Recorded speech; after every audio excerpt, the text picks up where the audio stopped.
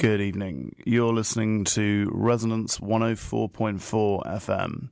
This is Luscombe's Choice, and this evening is the second instalment of a show concerning Prince Far I's Tuff dub encounter, Volume 1, released originally in 1979 on Adrian Sherwood's Hit Run imprint. Widely held as one of the greatest dub albums ever. It was performed with the Arabs and is seen as seminal also in the Roots movement. Adrian Sherwood, record label owner and a man who worked extensively with Prince Far I, was kind enough to give me an interview at his studios a couple of weeks ago, the first part of which I played last week. So yes, here is the second instalment.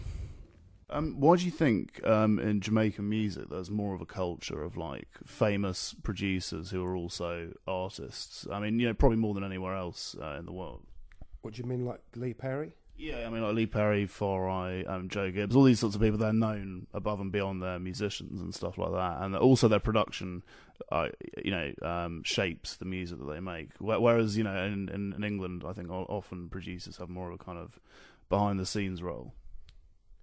Yeah, I understand what you mean. I think what the producer as artist, like Phil Spector kind of thing. Yeah, I mean, yeah. Well, you've got in Jamaica the great producer artist to me is someone like Derek Harriott. He's a proper artist. Lee Perry, obviously. Joe Gibbs. I mean, I got a few Joe Gibbs records like Hijacked and those, which were great tunes, but he wasn't really an artist. He was more a businessman, a bit of an artist, a bit of a producer. Yeah. That he kind of brought to it. Well, it wasn't him. That was Errol Thompson. Oh, okay. Yeah. Cool. Okay. But you've got, you have in those days the most important thing was everybody was obsessed with the idea of creating their own sound. Yeah. Okay. Wicked. And what was Far I like to work with as a person? Like, was he quite easy to get on with and stuff?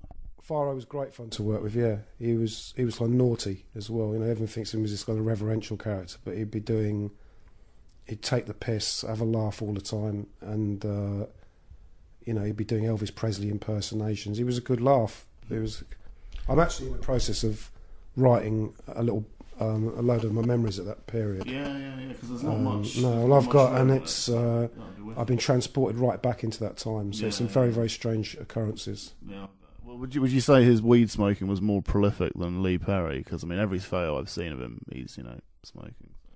I think in their day they were on the par. A lot of those people just smoked all day long. They weren't smoking like chain smoking, but Far I loved weed. Lee loved weed in his day, but I suppose I think they're on a par. I don't think Far I he wasn't into big chalices and things. He was more into just like a nice spliff every couple of hours, every hour or so.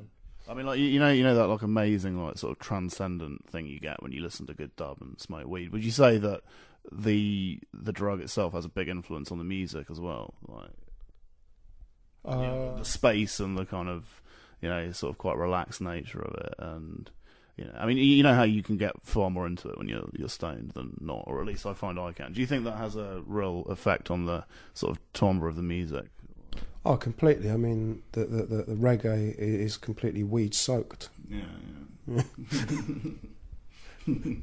But a lot of the people now who make it, yeah, they did smoke weed. I mean, look at people like Sly and Robbie don't smoke weed. Yeah. A lot of the great musicians don't smoke it at all. Yeah. And some of the artists don't. But probably in their day they all did. So everyone knows what it's like to be stoned, and you've got that reference. Yeah. Stored away. Yeah, you know what I mean. So could you just also explain, because I don't really know the job of like mixing engineer, like just the specifics on the Tuff album. What of my capacity? Yeah.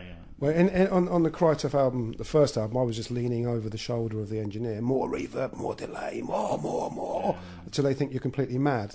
But I was working with like people like Mark Lusardi, who knows Mark Angelo, and Dennis Bavell, who's a friend of mine, and eventually I started getting my hands on the mixing desk. But on the first album, all I was doing was like saying more all the time, and do this, try this, creative sort of director kind of thing. Well, co-produce, additional production kind of thing.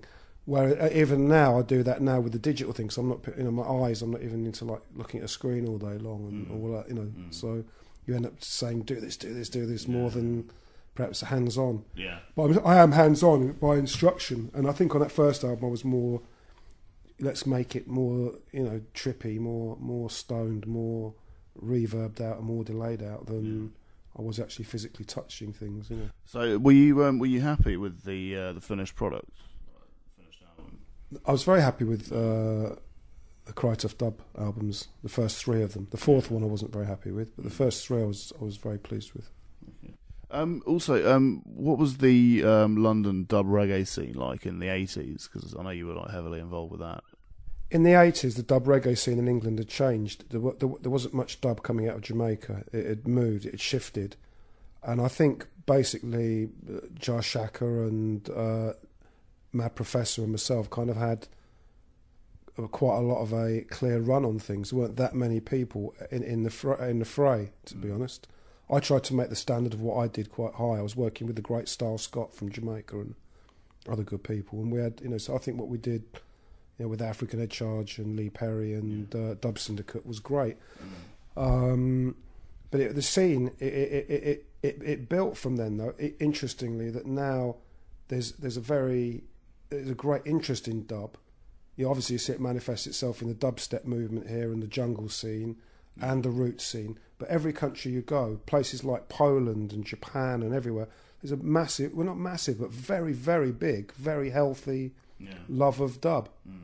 And now, from the 80s, it started building. But it wasn't really ever popular in Jamaica as a genre unto itself, dub. Oh, really? No. Okay. But I mean, like reggae was though, hugely popular. You're talking specifics. If you talk about reggae, you can also talk about mento, lovers rock, and very watered down things. But you can also, on the other end, you can go dancehall, great DJs, great poets, and dub. But you used the word dub, so I was responding to that, not to all the ingredients of reggae. So have you had any involvement with the dancehall scene at all? Not really. No, I mean, we did the odd track here and there, but I was I like it. Are you a fan? I hear certain tunes and they blow me away. So I'm a fan of things like Shabba Ranks and lots of the dancehall DJs are brilliant. Early Bounty Killer stuff on Greensleeves is phenomenal. Yeah. So, But to me, I was just trying to do my own thing in England. I didn't want to try and compete, and I wasn't trying to compete with the Jamaican thing, so I can only speak for myself. So, what do you think of Digidub? Digidub, I've done a few bits of Digidub. It's, to be honest with you, I prefer the live playing and or performance. Digidub, by its nature, is very limited, and the performance in most things is what people look for, what I like. And the digi scene, it lacks a little character and unique sound. You can't. It's very hard to tell one production from another. Yeah. Okay. Cool. And what do you think of dubstep? I love dubstep. I love the fact that it's pushing the boundaries. The sonic's ultra heavy. And I think it's getting lots of people to check out. Apart from the other thing, it draws them into the origins of it, which is very good for everybody. Well, Code 9 played Fisherman by the Congos at the beginning of one of his sets, and I'd never heard that before. Right, Fisherman Row. Yeah, I couldn't believe it. I'd never heard that before, and since I've gone out and bought the 45, and I've got a jungle version of that. I've brought it by Congo Natty that's never come out. Congo Natty's fantastic. No, he's a good friend of mine. Oh, really? Yeah, I love Congo Natty, man. Absolutely brilliant. Well, I've got loads of. I mean, it's the Push Up Your Lighter again recently and stuff. No, he's wonderful. He's done some tunes for me, and he did a tune with Little Roy on my last solo album, which is worth getting, called A Piece of the Earth. Right. So it's on the album I did on Real World, and that's a wicked track. That was Adrian Sherwood, and now for some music. The first tune we will hear this evening is the closing track. I'm not quite sure how to pronounce it, but I think it's something like Abderrahim.